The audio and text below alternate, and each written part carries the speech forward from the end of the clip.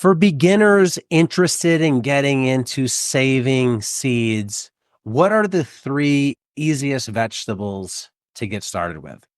I think the easiest vegetable I'd recommend somebody start with to harvest seed probably be tomatoes because you're already growing the fruit. So you don't have to do anything extra to get to the fruit.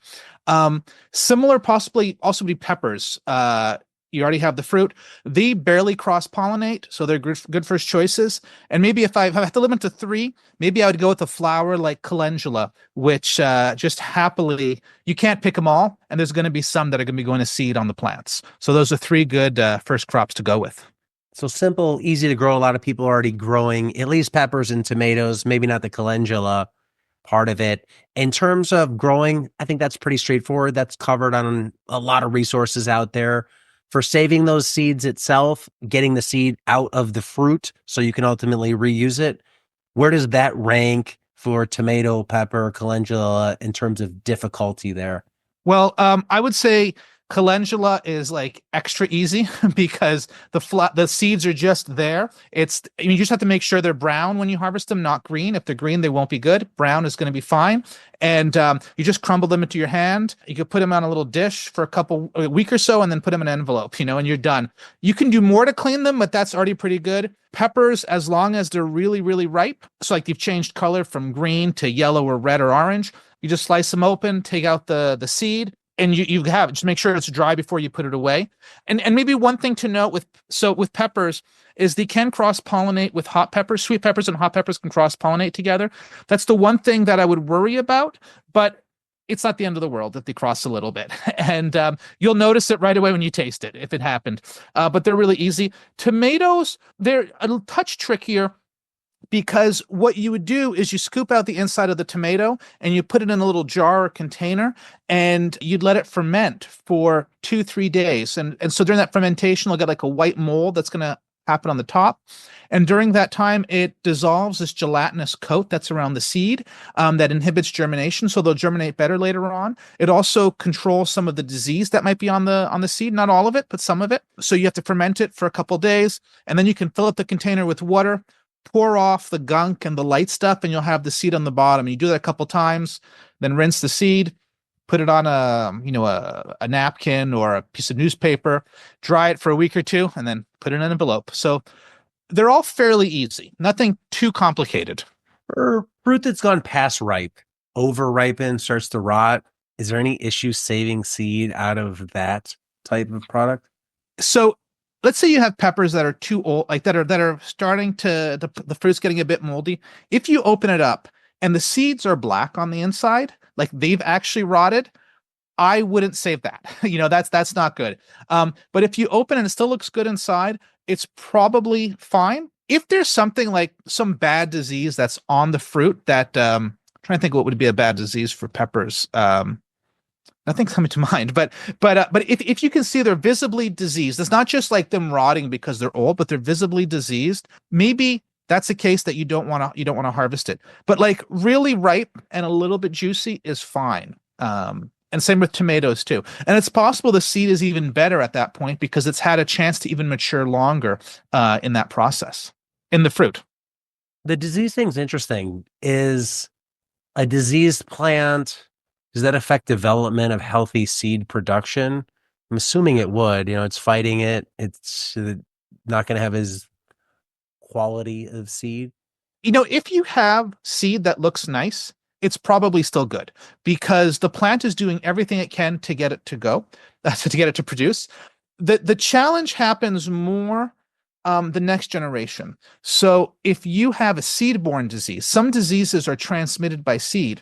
So could happen is you harvest the seed and it has the disease on it, and then you plant it, and then it germinates, and then it's carrying the disease on the plant. And maybe some things you don't see right away unless the conditions are right.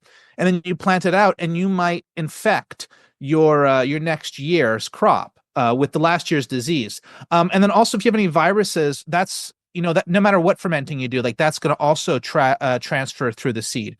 So if you have a virus problem or viral problem, don't keep those seeds. if you know the disease that you have, you can look it up online and you could search seed-borne disease. Is it seed-borne, and it'll tell you whether it's seed-borne or not. A lot of diseases aren't, but some of them are, and that's what you need to watch out for. Flipping it around a little bit, what are popular or commonly grown crops that you think would be very difficult to save seed from, and why would those ones be difficult? One, two, three of them. What comes to mind?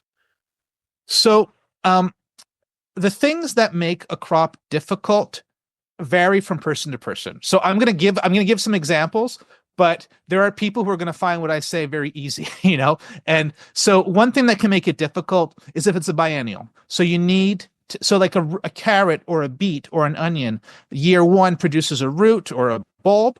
You have to get it to overwinter. I mean, in your climate, you can probably leave it outside. We have to bring it into a cold room, and then you grow it out the next year. So those crops are difficult in that you have to have a strategy to get them through the winter and replant them. And then something that can make a crop difficult also can be the type of seed and how you clean it. So like radishes was a type of seed that for years gave me headache because radish has a pod on it that's like a thick pod that's kind of like almost feels like styrofoam, and it absorbs shock. And whereas other brassicas like arugula or mustard, you just touch it and the seed pod would split open and the seed would fall out. The radishes, like they just wouldn't crack. And so what I found over time is like if I can get them really dry and I clean this and I harvest this or not, I thresh the seed on a dry day, then they actually do split pretty easily. But early on, I was working more with the pods when they weren't fully dry, and if it be a humid day, all that ambient humidity would get caught up in the pods. So that's something that was difficult until I had the right technique. And a third one, lettuce seed is one that I get a lot of questions about because almost every grower, all the market growers listening to this have had lettuce go to flower in their field, right? So that's not a problem. But the tricky part is when you harvest it, you wind up with a bunch of fluff, sometimes dry bits from the plant, and then these little seeds. And the seeds are not particularly heavy. Whereas like if you have bean seed, it's very heavy and you can easily winnow out the bean from the other stuff. With lettuce, it's not, it's a little, I mean, they're still different between the weight difference between the fluffiness and the seed, but they're a little bit more similar. And that gives some people a hard time separating them. And, the solutions are like, this is one place where having a specialized seed cleaning screen can help. Like something like, so we have screens that are how long? I think they're 5/16 of an inch, maybe 3/16 wide. So that's in the book, those dimensions, and you can find them online too. But having a screen that's the same size as a lettuce seed, that'll take out a lot of the stuff, and it leaves you with like dust and the smaller bits and the seed, and then you can winnow with the fan a little bit aggressively, and you should be able to separate them. And I always recommend people don't try to save every last seed. It's okay to lose 10% of the seeds if that means the remaining 90% are cleaner. So those are three seeds that are a bit trickier for different reasons. But it always depends on circumstance and skill level and patience, maybe. Yeah, knowledge. And this is where a little knowledge goes a long way. So in your book, The Seed Farmer, which I'll link to below, people can find out all the little tips, tricks on how to save these, tips on winnowing, screening, all that.